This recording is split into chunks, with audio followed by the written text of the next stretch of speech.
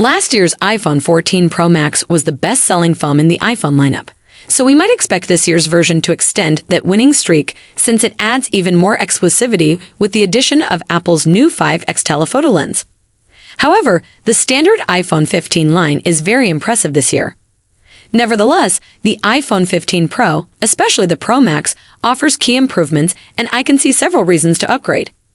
The iPhone 15 Pro and Pro Max look and feel different this year. Gone is the shiny stainless steel chassis. It's replaced by brushed titanium, and it has a matte finish with a textured feel that is more tactile. But even more noticeable than the texture of the titanium is how much lighter the Pro models are in your hand. It weighs 221 grams, which is 8% less than the 240 grams of last year's iPhone 14 Pro Max. Apple calls the Pro and the Pro Max the lightest Pro models ever. Considering the Apple Watch Ultra is already made out of titanium, and Apple has a crack team of metallurgists on staff to help innovate products with material upgrades, it's easy to be confident in this new titanium finish. The iPhone 15 Pro Max is finally here with the new 5x zoom that's exclusive to the iPhone 15 Pro Max. That is the equivalent of a 120mm focal length on a mirrorless or DSLR camera. Those kinds of lenses can often be 8 to 10 inches long and full of heavy glass.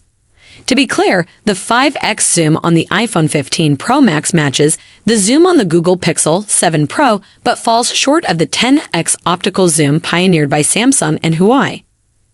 By default, the action button remains a mute button that puts your phone into silent mode. But with the new action button section in settings, you can easily switch that to focus mode, camera, flashlight, voice memos, magnifier, shortcuts, or an accessibility feature. The most widely expected change to all of the iPhone models this year was the switch from Apple's Lightning charging port to the more universal USB-C. Of course, the European Union mandated this to save money for consumers and reduce electronic waste.